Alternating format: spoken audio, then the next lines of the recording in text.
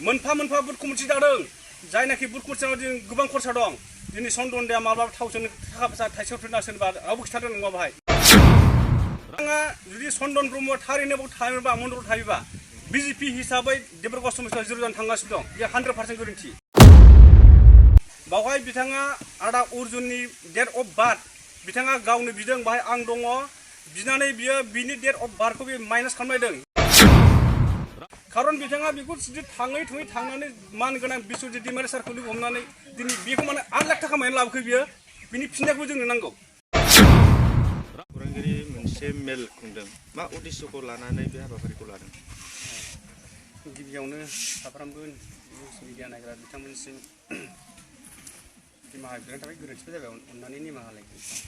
दा जोंनि जुथुमनायनि हाबाफारिया जाबायदि जोंना दा गोदानै सायख'जानाय देबरगाव मण्डल हिसाबै प्रेसिडेन्ट बिथां मानव गेदेर चन्दन ब्रह्म दा बिथांनि सायाव जोंनि देबरगाव मण्डल हिसाबै जों एसेबो गोजोननाय गैया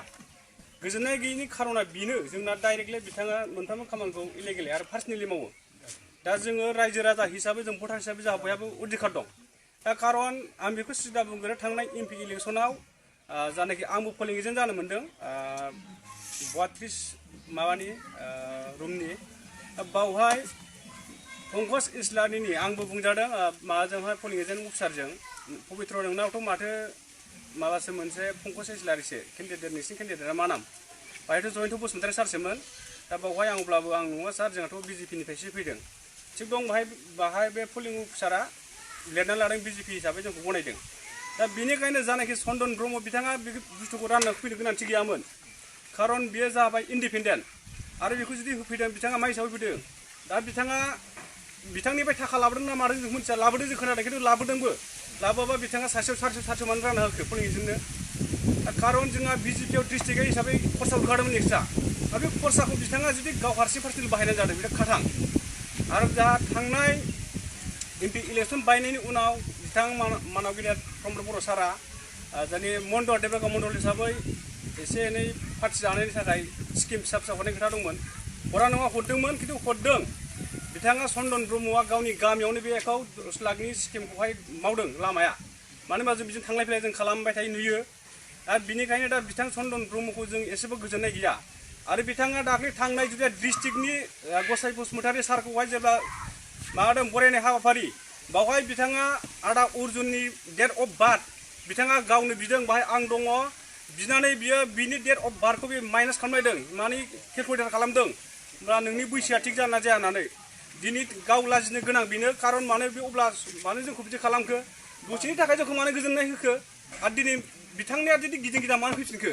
बिनि फिननायखौ चन्दन ब्रह्मआ जोंनो होनांगोन आरो थांनाय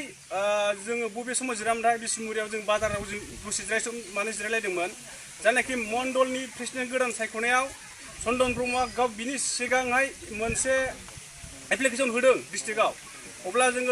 ज' जिखान्थाय जिरायलायनाय जोङो बाव गोबां दङ गासिबो वार्कार हिसाबै बावहाय चन्दन ब्रह्मआ बुंबाय नोंस्रा अर्जुनखौ होयो ना सोरखौबा होयो आंहा बाहाय जेबो गोथो गैया साननांगौ गैया जुदि होयोबाबो आंहा बाहाय जेबो आबुथि गैया खारन बिथाङा बेखौ जुदि थाङै थांनानै मान गोनां बिश्वजित दैमारि सारखौ लोगो हमनानै दिनै बेखौ माने 8 लाख थाखा मानो लाबोखो बियो बिनि फिननायखौ जोंनो नांगौ बिथाङा गावनि मण्डलनि प्रेसिडेन्टखौ गाव बायनानै लागोन ना गावनि समनखौ बायगोन बेखौबो जोंनो नांगौ दा बिथाङा जुदि चन्दन ब्रह्मआ थारैनो बाव थायोबा मण्डलाव थायोबा बिजेपि हिसाबै देबरगाव समाजाव जिर' जानो थांगासिनो दं बे 100% गोरोन्थि खारन बिथाङा जोंखौ बुंगोन दिनै गाबोननो मानसि नाथाय जों मिथिगौ जों पार्टि सालायाव जों बयबो जों मिथियो जों पार्टिखौ दिनै गाबोननो सालायनाय फैयाखै नंगौ जों गोदान आंथ' सियर आं गोदान बिजेपियाव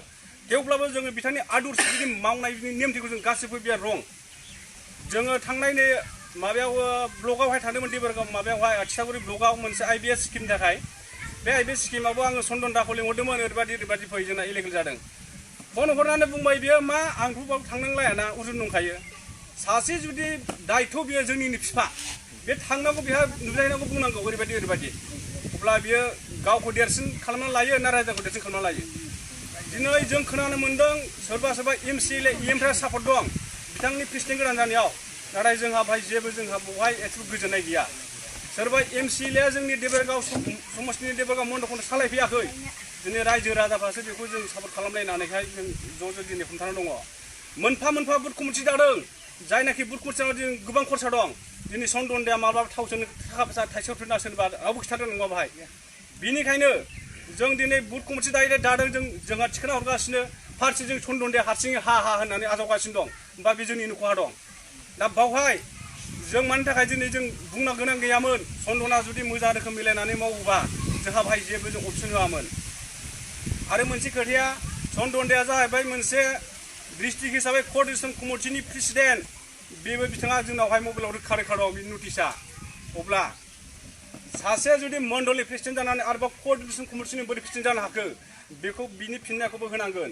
बिथाङा जुदि क'अर्डिनेशन कमिटिनि प्रेसिडेन्ट जायोबा बिथाङा गाबोननि गेजेराव गावनि रिजाइन होनानै सोर फैयो फैया जों बुंनो थाङा मण्डलावहाय गोदान प्रेसिडेन्ट फैगोनखौ जों रावखौबो नाम खारिया सोर फैया खिन्थु चेन्ज जानांगौ सनदनदानि अनगायै जिखुनु